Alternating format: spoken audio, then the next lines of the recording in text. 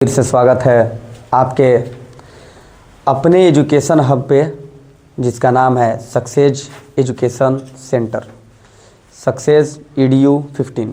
ठीक है, तो आप लोगों ने सोशल साइंस के कई विभागों को देखा, जैसे हिस्ट्री, पॉलिटी, इकोनॉमिक्स और सिविक्स को, और उनमें से मैंने सभी महत्वपूर्ण पक्षों के बारे में आपके सामने चर्चा कर दी थी। तो आपको बेसिकली करना क्या है कि जो वीडियो आपके सामने डाला गया है, आपको उस वीडियो को देखकर, और केवल छोड़ना नहीं है वीडियो को देखकर, आपको करना ये है कि उस वीडियो में बताए गए सभी महत्वपूर्ण पक्षों को अच्छे से देखना है और उन सभी महत्वपूर्ण बिंदुओं को अपने कॉपी में नोट करना है और उन्हें याद करना है, और याद करने के बाद एग्ज़ाम में जाके एकदम तहलका मचा देना है। हम पहले ही बता चुके हैं कि आप कभी भी एक विषय में जो है बेहतरीन नहीं कर पाएंगे, आपको सभी विषयों में बेहतरीन करना होगा। तो इस प्रकार से बैठ जाइए आप लोग, इस प्रकार से आपको सभी विषय में कुछ ना कुछ बेहतर करना पड़ेगा, तब जाके अच्छा परसेंटेज उठेगा। ठीक है, तो आज मेरा जो प्लान है वो ये है कि मैथ के जो चैप्टर 1 में 2 नंबर वाले जो प्रश्न जो महत्वपूर्ण होने वाले हैं, हम आप तक उनको पहुंचा दें और सीधा एग्ज़ाम से रिलेटेड आने वाले प्रश्नों की चर्चा करें, ताकि आप रिवीज़न करके और एग्ज़ाम में बहुत अच्छा से लिखकर और अच्छा नंबर प्राप्त कर सकें। ठीक है, तो हम लोग जो है मैथ का चैप्टर 1 देखते हैं और सिर्फ महत्वपूर्ण क्वेश्चन को ही देखेंगे। अगर आपको लगता है कि हम पूरा एक्सरसाइज 1.1, 1.2 ये सब बनवाने वाले हैं, तो ये सब हम नहीं बनवाने वाले हैं। कुछ जो क्वेश्चन जो लॉन्ग होने वाले हैं, हम उनको सिर्फ बता देंगे कि वो इम्पोर्टेंट है, क्योंकि हमें भी पता है कि आप हमारे वीडियो में पढ़ने नहीं आए हैं, आप वही देखने आए हैं जो हम बताना चाहते हैं, जैसे कि क्या महत्वपूर्ण है और क्या नहीं है। ठीक है, तो कुछ बड़े जो क्वेश्चन हैं उनके बारे में जो है चर्चा एकदम बहुत ही व्यवस्थित ढंग से हम आपको आज मैथ चैप्टर 1 के सभी पक्षों का अध्ययन करवाएंगे।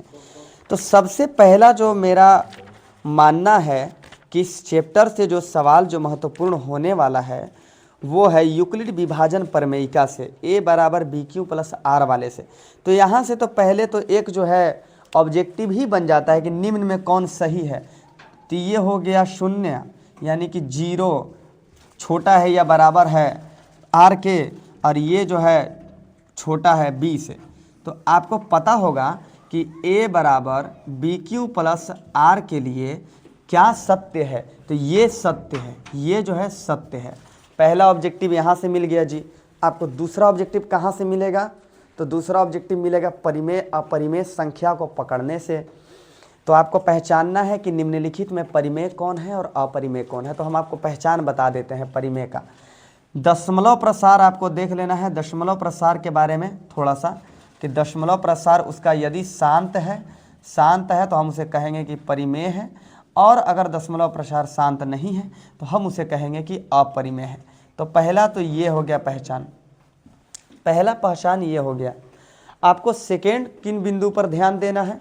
तो सेकेंड में देखना है कि क्या किसी संख्या का वर्गमूल हो पाता है कि नहीं हो पाता है। अगर हो रहा है तो परिमेय है, और नहीं हो पा रहा है तो अपरिमेय है। इसको देख लेना है। एक और चीज़ देख लेना है कि आपसे हो सकता है कि पूछ दे कि बताइए कि 9/555 का दशमलव प्रसार क्या होगा, शांत होगा कि अशांत होगा। तो ये भी पूछ सकता है, या कह दे कि 12 में जो है 500 या 12/55 का दशमलव प्रसार कैसा होगा, शांत होगा कि अशांत होगा। तो इसके बारे में हम आपको एक ट्रिक बताते हैं कि आप क्या कीजिएगा, एक होगा आपके पास अंश और एक होगा आपके पास हर। तो अंश और हर में आपको क्या करना है कि हर को अभाज्य गुणनखंड कर देना है, हर का क्या कर देना है, अभाज्य गुणनखंड कर देना है।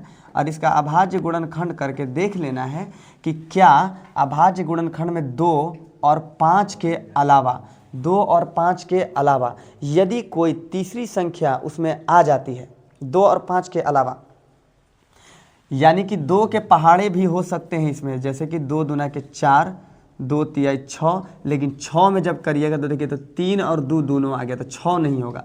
तो किनको छोड़कर, 6 को छोड़कर, 3 को छोड़कर, ठीक है, 7 को छोड़कर, 9 को छोड़कर, इन 4 संख्याओं को छोड़कर यदि किसी भी भिन्न वाली संख्या के हर में अगर 2 या 5 या 8 या 10 ये अगर आते हैं या 4 अगर आता है तो 100% उसका दशमलव प्रसार शांत होगा। अब हम आपको इन संख्याओं को क्यों बोल रहे हैं, क्योंकि ये वैसी संख्याएं हैं या तो वो 2 या 5 है या उनके गुणज हैं। और कौन से गुणज हैं देख लीजिए, तो 2 दूना के 4 दूना के 8 ये है, यानी पूरी तरीके से अभाज्य गुणनखंड में टूट जाना चाहिए। 2 गुना के 5 केवल 2 और 5 में टूटना चाहिए, केवल 2 और 5 में टूटना चाहिए। अगर वो टूट रहा है तो इसका मतलब ये है कि उस संख्या का दशमलव प्रसार शांत है। जैसे एग्जाम्पल के तौर पर हम आपको देते हैं, मान लीजिए कि आपके सामने एक संख्या है 11 बटा में मान लीजिए 7 है, तो आप जब इसको देखिएगा तो इसके बटा में 7 है। 100% इसका दशमलव प्रसार जो होगा, इसका जो दशमलव प्रसार जो होगा वो अशांत होगा। दशमलव प्रसार कैसा होगा, अशांत। लेकिन यही हम आपके सामने बोले कि 11 बटा में 5 का दशमलव प्रसार कैसा होगा, तो शांत होगा। रीज़न क्या है, तो रीज़न एक ही है कि यहाँ जो है बटा में देख लीजिए कि 7 है और यहाँ 5 है। हम पहले ही बता चुके हैं कि अगर बटा में 2 और 5 के अलावा कोई भी संख्याएं आती हैं तो उसका दशमलव प्रसार अशांत होगा। ठीक है, याद रहे। इस प्रकार से आप देख लेंगे। ठीक है, यूक्लिड विभाजन प्रमेयिका में आपको a बराबर बी क्यू प्लस आर को हल करने के लिए आपको दे सकता है कि जैसे बोला है HCF ज्ञात करने के लिए, क्योंकि बेसिकली यूक्लिड विभाजन प्रमेयिका से हम लोग क्या ज्ञात करते हैं, HCF ही तो ज्ञात करते हैं। यहाँ से एक और ऑब्जेक्टिव मिलता है, देखिए एक और ऑब्जेक्टिव मिलता है, बहुत ही थोड़ा सा, हाँ, क्योंकि हम तुम लोगों के सामने हैं और यहाँ हम पढ़ा रहे हैं तो आगे समझ चुके हैं आपको क्या करना चाहिए। जो बात मेरे जुबान पे है वो सामने लाने में हमको देर नहीं लगता है, तो ये बात समझ जाइए। तो अगर हम आपको बताना चाहें कि एक ऑब्जेक्टिव यहाँ इंपॉर्टेंट है, कौन सा ऑब्जेक्टिव इंपॉर्टेंट है, तो कहेगा कि 2 सहभाज्य, या ऐसे कहेगा सह अभाज्य संख्याओं का मसा क्या होता है। तो सह अभाज्य संख्या पहले तो आपको पकड़ना होगा ना जी। सह माने जोड़ा, सह माने जोड़ा, अभाज्य माने अभाज्य संख्याओं का जोड़ा, अभाज्य मतलब अभाज्य संख्याओं का जोड़ा। तो जैसे 2 और 3 का जोड़ा सहभाज्य हो गया, 3 और 5 का सहभाज्य हो गया, 5 और 7 सहभाज्य हो गया, 3 और 7 सहभाज्य हो गया। बुझा रहा है। तो जब आप इनका मसा निकालिएगा ना तो सदैव 1 आएगा, सदैव 1 आएगा। तो यहाँ से एक ऑब्जेक्टिव इंपॉर्टेंट हो गया कि सह अभाज्य संख्याओं का मसा सदैव 1 होता है, याद रखिएगा, सदैव 1 होता है। तो यहाँ से इंपॉर्टेंट हो गया। आगे बढ़ते हैं। तो अब आपके सामने एक सवाल है कि मान लीजिए हम एक एग्जांपल के तौर पे हम सवाल लेते हैं यूक्लिड विभाजन प्रमेयिका के लिए एल्गोरिथम का प्रयोग करके, और हम उसका HCF ज्ञात करके आपको दिखाएंगे। तो जैसे 420 और 130 का HCF क्या होगा, 420 और 130 का HCF सुनिए। तो आपको अच्छे से इस बात को पता है आपको कि भाज्य बराबर क्या होता है। तो भाज्य बराबर होता है भाजक गुना भागफल और प्लस में शेषफल होता है, शेषफल होता है। तो यही वाला तो फॉर्मूला है, यहाँ पे यही वाला तो फॉर्मूला है, a बराबर बी क्यू प्लस में r, यही फॉर्मूला है। तो आपको क्या करना है, 420 एवं 130 का मसा बताना है। तो मसा बताने के लिए बहुत सारी विधियाँ हैं। पहला तो भाग विधि हो गया, आप जो जानते हैं, दूसरा हो गया अभाज्य गुणनखंड विधि, और तीसरा हम लोग एल्गोरिथम प्रमेयिका का प्रयोग करके निकालेंगे। तो देखिए 420 का 420 यहाँ पे छोड़ दिए a की जगह पे, और बी क्यू या तो 130 को इतना गुना करना है कि 420 आ जाए, या तो इतना गुना करना है कि अधिकतम संख्या है। तो मान लीजिए 13 चौका लेंगे तो 52 आ जाएगा, यानी कि 130 का पहाड़ा 4 बार पढ़ेंगे तो 520 आएगा। लेकिन अगर हम 130 का पहाड़ा अगर हम 3 बार पढ़ लेते हैं तो कितना आता है, 13 × 39 यानी कि 390 आ जाता है। तो जब 390 आता है तो आप ये भी तो देखिए कि 400 हमको चाहिए था, यहाँ पे 400 है। तो अभी तक हम कितना ला पाएँ, तो 13 × 39 390 ला पाएँ। तो अभी भी हमको कितना घट रहा है, 30। तो शेषफल 30 बचा। फिर से अब ये जो भाजक था अब यहाँ पे आके भाज्य बन जाएगा, और नया भाजक बन जाएगा यहाँ पे 30। तो अब 30 का पहाड़ा इतना बार पढ़ना है कि या तो 30 का पहाड़ा इतना बार पढ़ना है कि या तो जितना हम चाहते हैं उतना आ जाए या तो उससे बड़ा आ जाए। तो 30 दहा में 300 और प्लस ज़्यादा हो जाएगा ना, देखिए 30 का पहाड़ा तो 30 चौका 120, 30 चौका 120 और यहाँ पे जोड़ेंगे 10 तो हो गया ना 130 हो गया। अब देखिए लास्ट स्टेप कि 30 है क्या, अच्छा अब नीचे, अब नीचे नज़र नहीं आ रहा है, यहीं तक नज़र आ रहा है। हाँ अरे अच्छा यहाँ नज़र आ रहा है, ओहो चलिए यहाँ देखिए कोई दिक्कत नहीं है। हम कहाँ तक नज़र आ रहे हैं, यहाँ तक, यहाँ से नज़र आ रहा है इतना, यहाँ तक, बहुत नीचे हो गया, बहुत ज़्यादा ऊपर हो गया यार। थोड़ा सा जूम आउट करके देखोगे, नहीं छोड़ दो कोई बात नहीं है, इतना ही हम बता देंगे कोई बात नहीं। देखिए तो अब 30 यहाँ पे आ जाएगा, अब 30 बन जाएगा भाज्य, 30 आ जाएगा भाज्य और 10 जो अभी जो शेषफल था वो भाजक बन जाएगा। तो शेषफल जो था वो भाजक बन जाएगा। तो 10 का पहाड़ा कितना बार हम पढ़ें कि 30 आ जाए, तो 10 का पहाड़ा 3 बार पढ़ेंगे 30 आ जाएगा, शेषफल 0। तो जो भी संख्या अंततः यहाँ पर बच जाएगी हम उसे ही कहेंगे कि यही है मसा, यही है क्या मसा। तो आपको 420 और 130 का मसा पकड़ लेना है कि 10 है। अब सुन लीजिए थोड़ी सी मेरी बात कि यहाँ पे मसा का क्या होने वाला है क्या नहीं होने वाला है। लसा निकालने के लिए हम आपको बताए हैं कभी भी कि मान लीजिए आपके सामने दो संख्याएं हैं, 12 हो गया, 5 हो गया, 6 हो गया, ये 3 संख्याएं हैं। आपको डायरेक्ट इसका एलसीएम बताना है। तो आपको एलसीएम बताने के लिए अगर मान लीजिए ये ऑब्जेक्टिव टाइप पूछ दिया तब, ऑब्जेक्टिव टाइप अगर पूछ दिया तब, ठीक है याद रखेंगे। तो 12 का पहाड़ा हम पहले 12 को पकड़ेंगे, सबसे बड़ी संख्या को। ये शॉर्टकट एलसीएम निकालने का तरीका हम बता रहे हैं। सबसे पहले उसमें बड़ी संख्या को पकड़ेंगे और दोनों छोटी संख्या से भाग मार के देखेंगे कि क्या वे संख्याएं इसको काट पा रही हैं कि नहीं। तो 6 तो काट देगा, 6 तो काट देगा, लेकिन 5 नहीं काट पाएगा। फिर 12 का पहाड़ा पढ़ेंगे, 12 दूना के 24, 5 से कटा के देखेंगे नहीं कटा, 6 तो कट जाएगा। तो 12 तिया कटेगा 36, फिर से 5 नहीं काट रहा है, फिर 12 चौका 48 नहीं कट पाएगा, 5 नहीं कट पाएगा। तब तक 12 का पहाड़ा पढ़ते रहेंगे हम। तो जब आप लास्ट में जब आप 12 पाँचे जब 60 पढ़िएगा तो 12 भी इसको काटता है, 5 भी इसको काटता है, 6 भी इसको काटता है। तो वह बड़ी से बड़ी संख्या, समझ रहे हैं। तो यही है ये संख्या 60 है। तो बड़ी संख्या को पकड़ेंगे और उसका पहाड़ा पढ़ना शुरू करेंगे और एक संख्या आएगा हमारे पास जो बाकी संख्याओं से कटेगा तो वो हो जाएगा एलसीएम। एचसीएफ का भी कुछ इसी प्रकार नियम है, हम आपको आगे बताते हैं। तो यहाँ से एक सवाल क्लियर हो गया। ये 2 नंबर का सवाल यहाँ से पकड़ा जाएगा, एकदम 100% है। बाकी आपको चिंतित होने की कोई आवश्यकता नहीं है, याद रखेंगे। यहाँ से एक्सरसाइज 1.1 कंप्लीट होता है क्योंकि इसी बात पर मेन फोकस करना है। चलिए अब आता है निम्नलिखित संख्याओं का अभाज्य गुणनखंडों के गुणनफल के रूप में व्यक्त कीजिए। आपसे एक सवाल पूछ सकता है, डस्टर कहाँ है, आपसे एक सवाल पूछ सकता है कि अभाज्य गुणनखंड। अच्छा पता है ये सबसे ज़्यादा सवाल ऑब्जेक्टिव में पूछा जाता है। तो सबसे ज़्यादा ऑब्जेक्टिव में पूछा जाता है कि निम्न संख्या का, यानी कि निम्नलिखित ये संख्या है जिसका अभाज्य गुणन निम्नलिखित में कौन होगा। तो आपको उल्लू बनाने के लिए एक चीज़ दे देता है, हम जो बताएंगे। जैसे कि 140 हो गया ना जी, तो 140 का अभाज्य गुणनखंड आप कीजिए 2 से, तो 70 दूना के 140 हो गया कि नहीं हो गया। तो 2 से लेंगे, फिर 35 दूना 70, फिर 5 से लेंगे, 5 7 35। तो आपके सामने क्या आया, 2 का पावर 2 गुना 5 का पावर 1 गुना 7 का पावर 1। तो आपको इस प्रकार बताना है, ऐसे फॉर्म में बताना है कि इसका अभाज्य गुणनखंड ये है। तो यहाँ से ये सवाल लड़ गया। फिर एक्सरसाइज 1.2 का जो दूसरा जो सवाल है, क्वेश्चन नंबर जो है उसमें बोला है कि पूर्णांकों के निम्नलिखित युग्मों के एचसीएफ और एलसीएम ज्ञात कीजिए तथा इसकी जांच कीजिए कि क्या दो संख्याओं का गुणनफल एचसीएफ गुना एलसीएम होता है। देखिए हम आपको बता रहे हैं, पहले होता क्या है कि एक फॉर्मूला होता है कि एलसीएम गुना एचसीएफ बराबर पहली संख्या गुना दूसरी संख्या। एलसीएम गुना एचसीएफ एलसीएम गुना एचसीएफ बराबर पहली संख्या और गुना में दूसरी संख्या।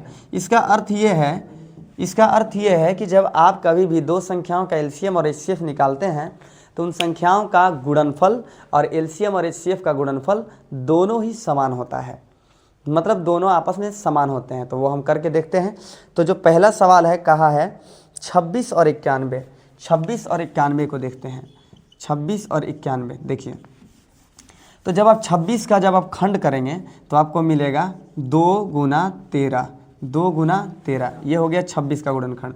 और जब आप इसका देखेंगे तो 7 गुना 13, 13 7 91, तो दोनों में मिल रहा है कौन 13, दोनों में मिल रहा है कौन 13। तो इसलिए HCF इज इक्वल टू हो जाएगा 13, क्योंकि जो संख्या दोनों में मैच कर जाए, जो संख्याएं दोनों में मैच करे वही होता है HCF। तो ये है HCF। लेकिन LCM कहता है जो मैच किया पहले उसको तो लिखेंगे ही, लेकिन जो नहीं किया हम उसको भी लिखेंगे, जो नहीं किया उसको भी लिखेंगे। तो 13 7 91 दूना के 182 हो जाता है यहाँ पे, ये हो गया LCM और ये हो गया HCF। अब हम पहली संख्या और दूसरी संख्या का गुना करते हैं। 91 में और 26 में जब आप गुना करते हैं तो ये आपको मिलता है 9 चौका 54, 2 एकम 2, 54 और 2 हो गया 56, 56 की 6, 5, 9 दूना 18 और 5 23, तो आपको मिलता है 2366। कितना मिलता है 2366। और अगर आप 182 का अगर आप 13 से गुना करते हैं तो यहाँ पे मिला 6, 24 का मिला 4, बचा 2, 3 2 बचा 5, यहाँ पे बचा 2, यहाँ पे बचा 8, यहाँ पे बचा 1, जोड़िए तो 66, 2366 बचा कि नहीं बचा। तो दोनों, यानी कि जब हम LCM गुना HCF किए, मतलब 13 गुना 182 किए तो भी आया 2366। और जब हम यहाँ पर पहली संख्या गुना दूसरी संख्या किए, पहली संख्या गुना में दूसरी संख्या किए, मतलब 26 गुना 91 किए तो ये भी आया 2366। मतलब कि ये सिद्ध होता है कि LCM गुना HCF पहली संख्या गुना दूसरी संख्या के बराबर होती है। तो अब हम जो है इसको आगे बढ़ाते हैं। चलिए आप क्वेश्चन नंबर दूसरा का जाओ।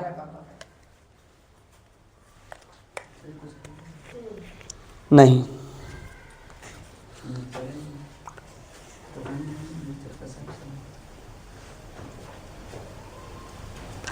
चलिए तो अब हम लोग जो है अगले प्रश्न की तरफ आते हैं, क्या वो महत्वपूर्ण है या नहीं है। ठीक है, चलिए। तो अगला सवाल जो बोला है कि अभाज्य गुणनखंड विधि के द्वारा निम्नलिखित पूर्णांकों के HCF तथा LCM ज्ञात कीजिए। जब 3 संख्याएं रहेंगी तो भी विधि वही रहेगा, अलग थोड़ी हो जाएगा।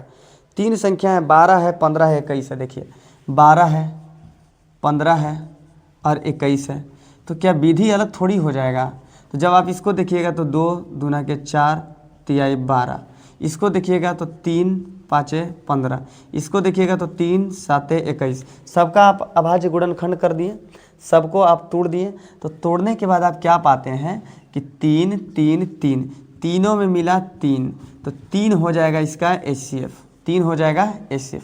लेकिन LCM कहता है कि जो मिला है ओकरो लिखो और जो ना मिला है ओहो के लपेटो। तो यहाँ से 2, देखिए यहाँ से 2 और यहाँ से भी 2, यहाँ से 5 और यहाँ से 7, तो 7 5 35 दूना के 70 दूना के 140 और 14 3 42, मतलब 420, 420 LCM हो गया 420। तो अभाज्य गुणनखंड का जो आप ये जो प्रकार देख रहे हैं, ये है LCM और HCF निकालने की विधि। इस विधि से भी LCM और HCF निकाला जाता है। तो जब 3 संख्या आपके सामने आ जाए तो इस प्रकार से आप LCM और HCF निकालेंगे। और हम चाहते हैं कि ये जो है आप अब ख़त्म कर दें। ठीक है, अब यहाँ से एक सवाल आता है कि क्या क्वेश्चन नंबर जो 4 है, क्वेश्चन नंबर 4 को, ये क्वेश्चन नंबर 3 का टाइप था, ये क्वेश्चन नंबर 3 का था, एक्सरसाइज 1.2 का। ठीक है, अब हम आते हैं क्वेश्चन नंबर 4 की तरफ। तो क्वेश्चन नंबर 4 बोल रहा है कि आपके सामने LCM और HCF दिया है, LCM और HCF दिया है और पहली संख्या और दूसरी संख्या में से कोई एक को गायब कर दिया है। देखिए, तो देखिए HCF है, सॉरी दोनों संख्या दिया है, पहली संख्या है 306 और दूसरी संख्या है 657। ठीक है, और इसका HCF दिया है, इन दोनों का HCF कितना दिया है, तो HCF दिया है कितना जी, 9 दिया है, HCF दिया है 9। तो देखिए फॉर्मूला का कमाल है, आप जानते हैं कि पहली संख्या गुना दूसरी संख्या जो होती है LCM गुना HCF के बराबर होती है। तो अर्थात आप कह सकते हैं कि LCM गुना HCF बराबर पहली संख्या गुना दूसरी संख्या। तो यहाँ देखिए हम इसको उलट भी तो सकते हैं, इसे ऐसे भी लिख सकते हैं कि LCM गुना HCF बराबर इतना। तो LCM नहीं है आपके पास तो LCM का LCM लिखिए, और HCF है आपके पास 9 तो 9 लिखिए। पहली संख्या आपके पास 306 है तो 306 लिखिए, और दूसरी संख्या 657 है तो 657 लिखिए। ठीक है, तो LCM कहेगा 9 को कि अब तुम उधर चले जाओ क्योंकि अब हमारा मान आने वाला है। तो 306 गुना 657 और बटा में हो जाएगा 9। ठीक है, देखिए तो अब यहाँ से आप कटाइए, 9 तिया 27 और 9 चौका 36, तो 34 बार में ये कट गया जी। ठीक है, 34 बार में ये कट गया। तो अब आप क्या करेंगे कि फाइनल आंसर 34 और 657 को मल्टीप्लाई कर देंगे, आंसर आ जाएगा। आप गुना करके देख लेंगे। ठीक है, ये हो जाएगा आंसर। आगे देखिए, आपका एक्सरसाइज 1.2 कंप्लीट हो गया। यहाँ से सवाल नहीं पूछेगा ज़्यादा। ठीक है, बस यही है जो हम प्रकार बता रहे हैं ना आपको, 100 में 100% यही प्रकार लड़ने वाला है। एकदम एकदम एग्ज़ाम के एकदम बेसिस से आपको बताया जा रहा है। ठीक है, कोई भी इधर उधर की बात नहीं की जा रही है। आपसे एक सवाल यहाँ पूछ सकता है, हम बताते हैं। √5 या 3 प्लस √2 या 5 ऐसे कुछ दे देगा, और आपको बोलेगा कि सिद्ध कीजिए कि यह एक अपरिमेय संख्या है। सिद्ध कीजिए कि यह एक अपरिमेय संख्या है। ठीक है, हम बोलेंगे इसको आपको कि जब भी एग्जाम में जब आप बैठिएगा तो जब आपको ये सवाल दिख जाए तो इसको छोड़ के और दूसरा विकल्प जरूर देखने की कोशिश कीजिएगा, क्योंकि ये सवाल थोड़ा लंबा बनेगा। हम आपको पहले बता देते हैं। हाँ, ये शॉर्ट में बन जाएगा, और बहुत सारे लोग जो पढ़ चुके हैं वो बना भी चुके होंगे। हालांकि हम इस क्वेश्चन को नहीं बनवाते हैं जानबूझ के, क्योंकि जब हम बनवाते हैं तो देखिए क्वेश्चनों की संख्या टोटल होती है 30। टोटल 30 क्वेश्चन होते हैं मैट्रिक की परीक्षा में, मैथ में, तो जिसमें से बनाना होता है 15, और 15 सवाल जो है 2-2 नंबर के होते हैं। तो 30 नंबर का सवाल पूछता है, और पूछता है 60 नंबर का। ठीक है, तो 60 नंबर में हम लोगों को लेना है 30 नंबर, यानी 30 प्रश्नों में हम लोगों को 15 प्रश्नों को हल करना होता है। तो हमारे स्टूडेंट जो है इस 15 के आंकड़ा को 15 नहीं रहने देते हैं, बल्कि 24 से 25 प्रश्नों को पकड़ लेते हैं। तो मतलब कि जितना बनाना है उससे भी ज़्यादा पकड़ते हैं। तो भाई हम इसलिए बहुत सारे सवालों को छोड़ देते हैं कि क्या फ़ायदा बताने से, जबकि स्टूडेंट इन सभी प्रश्नों को बिना बताए 25-24 सवाल पकड़ ले रहा है। तो हम छोड़ देते हैं, जैसे कि त्रिभुज हम छोड़ देते हैं, नहीं पढ़ाते हैं। त्रिभुज में इस बार सोचे हैं कि प्रमेय वगैरह बता दिया जाएगा। ठीक है, तो ये प्रश्न जो है महत्वपूर्ण है, ये वाला, इसको एक बार देख लेंगे आप लोग। ठीक है, हम हल नहीं करवा रहे हैं। एक और लास्ट है कि आपसे पूछ सकता है कि बताइए निम्नलिखित में किसका दशमलव प्रसार शांत है और किसका दशमलव प्रसार अशांत है। तो बोला है बिना लंबी विभाजन प्रक्रिया किए। एक्सरसाइज 1.4 की बात हो रही है। ठीक है, एक्सरसाइज 1.4 की बात हो रही है। वहाँ से क्या इंपॉर्टेंट है तो हम बता चुके हैं पहले ही आपको कि वहाँ से आपसे पूछेगा कि दशमलव प्रसार शांत और अशांत के बारे में, दशमलव प्रसार अशांत और शांत के बारे में याद रहे। ठीक है, तो आपसे पूछेगा कि बिना लंबी भाग प्रक्रिया दिए हुए बताइए कि इसका दशमलव प्रसार क्या होगा, या इसका दशमलव जो है कहाँ तक जाएगा, किधर जाएगा। तो आपसे एक सवाल, हम छोटा ही सवाल लेने का कोशिश करेंगे कभी भी, क्योंकि हमको सबको बताना है ना। तो जैसे 17 बटा में एक प्रश्न है 8, तो आपको जब इसको दशमलव में जब कन्वर्ट करना होगा तो आपके पास पहली विधि है कि आप 8 से 17 को भाग मारिए। 8 दूना के 16 बचेगा 1, दशमलव बैठाइए, 0 लाइए, 8 एकम 8 बचेगा 2, दशमलव बैठा हुआ है, यहाँ पे 0 लाइए। ये बड़ी लंबी भाग प्रक्रिया हो गई ना, तो इसको मना किया है, इसको कहा है मत कीजिए आप। तो हम आपको इसका उपाय बताते हैं, सुनिए, मेरी बातों को गौर से सुनिएगा। सबसे पहले आपको करना क्या है कि ऊपर वाली संख्या को जस का तस रहने देना है, नीचे वाली संख्या का अभाज्य गुणनखंड कर लेना है। अभाज्य गुणनखंड करने के बाद अगर आपका 2 और 5 का रूप आता है तो ही आप उसको दशमलव प्रसार आगे ले जाइए, और नहीं तो वहीं पे कह दीजिए कि इसका दशमलव प्रसार जो है अशांत है। चूँकि हम 8 देख रहे हैं कि यहाँ पे 2 का पावर 3 आएगा, तो 2 का पावर 3 आएगा। तो यहाँ पे हम आपको बेसिकली करने के लिए ये बताएंगे, अगर नीचे 2 का पावर जितना भी है चाहे 5 का पावर जितना भी है तो आप उसके इक्वल में गुना कर लीजिए। आप उसके गुना में उतना ही के बराबर संख्याओं को गुना कीजिए। जैसे कि यहाँ 2 का पावर 3 है तो उतना ही पावर वाले से 5 से गुना कीजिए, तो 5 का पावर 3, और ऊपर भी और नीचे भी, ताकि इससे ये कट जाए। ज़्यादा नहीं करना है ना ही कम करना है, जितना बताया गया है आपको उतना ही करना है। जो भी संख्याएं हैं नीचे याद रहे कौन, 2 या 5, इनके अलावा नहीं। इनके अलावा अगर कोई मिल गया तो हम कह देंगे दशमलव प्रसार आसान था। हम 2 और 5 कहने का मतलब कि 8 भी है, चूँकि खंड है ना, खंड तो 2 आ ही जा रहा है पूरा। जैसे कि 3 आ गया, 7 आ गया या 9 आ गया, तो इन सभी को हम कहेंगे, या 6 आ गया तो इसको कहेंगे दशमलव प्रसार आसान। जब आप 6 लाइएगा ना नीचे तो 2 गुना में 3 आ जाएगा। 2 तो आएगा लेकिन 2 के साथ 3 भी आ जाएगा। अगर 3 से ऊपर वाली कोई संख्या अगर कटती है तो ठीक है, बहुत अच्छी बात है। तो आप क्या कीजिएगा, जितना हर में 2 का पावर है उतना ही पावर से 5 के पावर से ऊपर और नीचे दोनों में गुना कीजिएगा। तो यहाँ हो जाएगा आपके पास 17 गुना 5 5 25 5 125, और यहाँ हो जाएगा a का पावर n, b का पावर भी n, यानी कि बेस अलग है लेकिन पावर सेम है। तो बेस से बेस में गुना हो जाएगा और पावर एक ही रह जाएगा, पावर जो है वही रह जाएगा। तो अब आपको अगला स्टेप करना क्या है कि 17 को 125 से आपको गुना कर लेना है, ठीक है। तो 17 को जब आप 125 से गुना कर लीजिए कि कितना आ रहा है ना, 7 5 35, 5 हो गया, 3 हो गया, 14 3 17, 7 हो गया, 1 हो गया, 7 एकम 7 और 1 8 हो गया, यहाँ पे हो गया 5, यहाँ पे हो गया 2, यहाँ पे हो गया 1, यहाँ पे हो गया 5, 7 5 12, 2 1 हो गया, 8 2 10, 1 11, 1 हो गया, 2 हो गया, 2125 आ जा रहा है, ठीक है, 2125 आ जा रहा है। और बटा में कितना है जी, तो 5 गुना के 10 का पावर 3, तो 10 का पावर 3 का मतलब क्या होता है, 1000। 10 का पावर 3 का मतलब 1000। तो 2125 में जब आप 1000 डालिएगा नीचे में तो 3 अंक इनने भागेगा दशमलव, तो हो जाएगा, इधर दिख रहा है ना, तो 2.125 इसका हो जाएगा फाइनल आंसर।